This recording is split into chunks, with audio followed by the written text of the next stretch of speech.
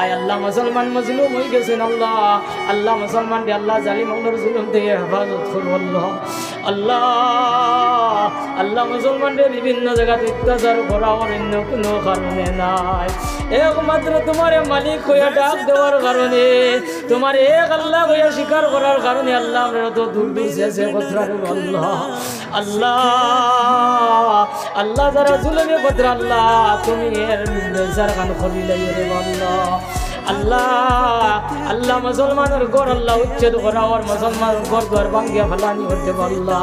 ইয়া আল্লাহ আল্লাহ মুসলমানের ঘর দ্বার ভাঙ্গিয়া আল্লাহ মুসলমান আল্লাহ খোলা আকাশের নিচে ঠান্ডা নজর হয়েছে রে আল্লাহ।